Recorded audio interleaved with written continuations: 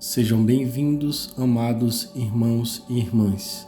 Que a paz e graça de Deus esteja com todos. Sou Miqueias e convido a todos a ouvir a palavra de Deus que tenho para você no dia de hoje. Muitos se perguntam sobre qual é o propósito da vida. Queridos irmãos e irmãs, a palavra de Deus nos fala que o sentido da vida está em Deus. Ele nos criou para louvarmos e termos um relacionamento com Ele, onde, através de Jesus, encontramos sentido para a vida, conforme está escrito em Efésios, capítulo 1, versículos 5 ao 8, que diz: Nos predestinou para Ele, para a adoção de filhos, por meio de Jesus Cristo, segundo o beneplácito de Sua vontade, para louvor da glória de Sua graça, que Ele nos concedeu gratuitamente, no amado, no qual temos a redenção pelo Seu sangue, a remissão dos pecados segundo a riqueza da Sua graça, que Deus derramou abundantemente sobre nós em toda sabedoria e prudência. Deus é o Criador da vida, por isso, só em Deus encontramos o real sentido da vida.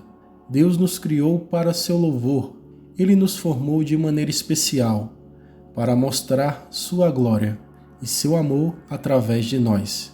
Esse é o grande sentido da vida, já que todos nós partilhamos da centelha divina, conforme podemos ver em Isaías, capítulo 43, versículos 20 ao 21, que diz: Os animais do campo me glorificarão, os chacais e os filhotes de avestruzes, porque porei águas no deserto e rios no ermo, para dar de beber ao meu povo, ao meu escolhido, ao povo que formei para mim, para celebrar o meu louvor.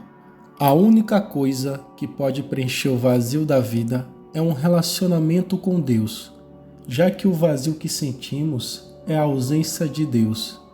Em Deus encontramos paz, satisfação e felicidade, o estado de vida plena.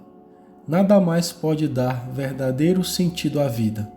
O amor de Deus dá sentido a toda a vida. Por causa do pecado, a humanidade se afastou de Deus, conforme está escrito em Romanos, capítulo 3, versículos 23 ao 24, que nos fala: Pois todos pecaram e carecem da glória de Deus, sendo justificados gratuitamente por sua graça, mediante a redenção que há em Cristo Jesus. Irmãos e irmãs, Deus está em todos, mas todos não estão em Deus, por conta do pecado que assolou toda a criação. O pecado deixa um grande vazio subsistencial em todos, porque nos tira daquele que dá sentido a nossas vidas, a fonte da vida que é Deus. Tentamos preencher o vazio com outras coisas banais, como dinheiro, família, sucesso, amores, luxúria, entre tantas outras coisas. Mas essas coisas nunca nos satisfazem totalmente. Assim que conseguimos obter elas, o vazio retorna com ainda mais intensidade, conforme está escrito em Eclesiastes, capítulo 2, versículo 11. Considerei todas as obras que fizeram as minhas mãos, como também o trabalho que eu, com fadigas, havia feito. E eis que tudo era vaidade e correr atrás do vento, e nenhum proveito havia debaixo do sol. Jesus veio nos guiar até um relacionamento com Deus. Na cruz, Ele levou o castigo pelos nossos pecados. Agora, quem se arrepende de seus pecados e aceita Jesus como seu Salvador, volta a estar unido novamente com Deus, conforme está escrito em João, capítulo 3, versículos 16 ao 17, que nos fala: Porque Deus amou o mundo de tal maneira que deu o seu Filho unigênito, para que todo aquele que nele crê não pereça, mas tenha a vida eterna. Porquanto Deus enviou seu Filho ao mundo, não para que julgasse o mundo, mas para que o mundo fosse salvo por ele.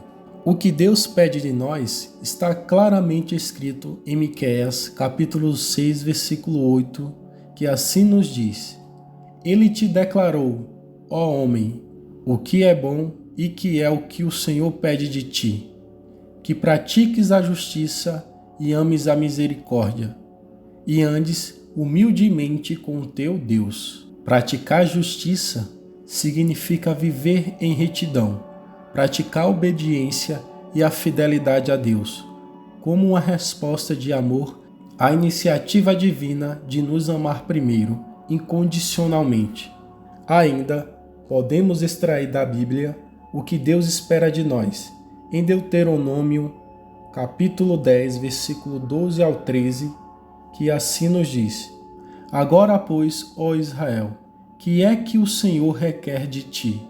Não é que temas o Senhor, teu Deus, e andes em todos os seus caminhos, e ames e sirvas ao Senhor, teu Deus, de todo o teu coração e de toda a tua alma, para guardarem os mandamentos do Senhor e os seus estatutos que hoje te ordeno, para o teu bem.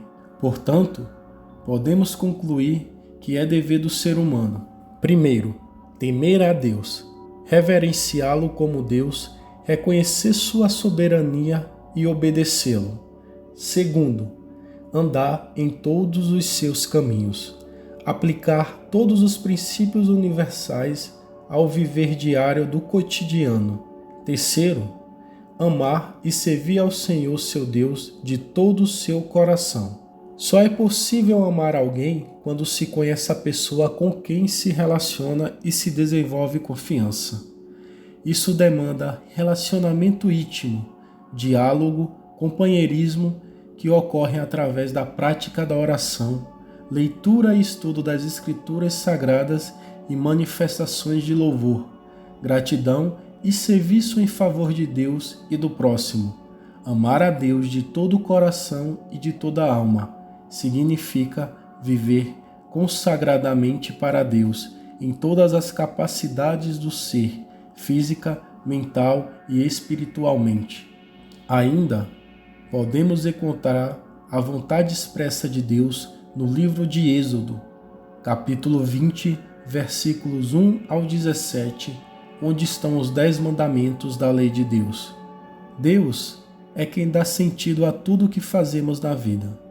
Quando colocamos Jesus como nosso norte, não ficamos desorientados e, através da sua direção, podemos alcançar grandes coisas. Quem ama a Deus encontra o valor e sentido à vida na terra, sendo os objetivos da vida com Deus. Primeiro, obedecer a Deus. Os mandamentos de Deus são bons e nos ajudam a viver segundo o propósito, conforme está escrito em Eclesiastes, capítulo 12, versículos 13 e 14, que assim diz: De tudo o que se tem ouvido, a suma é: teme a Deus e guarda os seus mandamentos, porque isto é o dever de todo homem, porque Deus há de trazer a juízo todas as obras, até as que estão escondidas, quer sejam boas, quer sejam más. Segundo, proclamar o Evangelho, pois outras pessoas também precisam encontrar o sentido para a vida, que está em Deus, conforme Mateus, capítulo 28, versículos 18 a 20, que assim fala: Jesus, aproximando-se, falou-lhes, dizendo: Toda a autoridade me foi dada no céu e na terra. Ide, portanto, fazei discípulos de todas as nações, batizando-os em nome do Pai e do Filho e do Espírito Santo, ensinando-os a guardar todas as coisas que vos tenho ordenado. Eis que estou convosco todos os dias até a consumação do século. Terceiro, desfrutar da vida. Sem Deus, os prazeres da vida não nos completam, mas com Deus podemos encontrar verdadeira satisfação em todas as coisas boas que Deus nos dá, até nas mais simples, conforme Eclesiastes, capítulo 5, versículos 18 ao 20. Eis o que ouvi, boa e belas coisas é comer e beber e gozar cada um do bem de todo o seu trabalho, com que se afadigou debaixo do sol, durante os poucos dias da vida que Deus lhe deu, porque esta é a sua porção.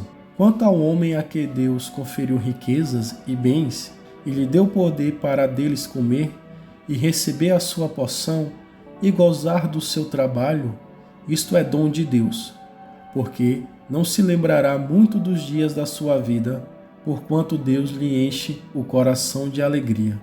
Quarto, amar o seu próximo. O amor por outras pessoas dá muito mais sentido à vida. Ao amarmos o próximo, estamos vivendo o propósito de Deus, conforme Marcos, capítulo 12, versículos 30 ao 31, que diz: Amarás, pois, o Senhor, teu Deus, de todo o teu coração, de toda a tua alma, de todo o teu entendimento e de toda a tua força. O segundo é: amarás o teu próximo como a ti mesmo. Não há outro mandamento maior do que estes. Quinto, multiplicar e governar a terra. Fazer parte de uma família, trabalhar e cuidar de nosso mundo são coisas muito boas, que ganham verdadeiro sentido em Jesus, conforme está escrito em Gênesis, capítulo 1, versículos 27 ao 28, que assim nos diz: Criou Deus, pois, o homem à sua imagem. A imagem de Deus o criou.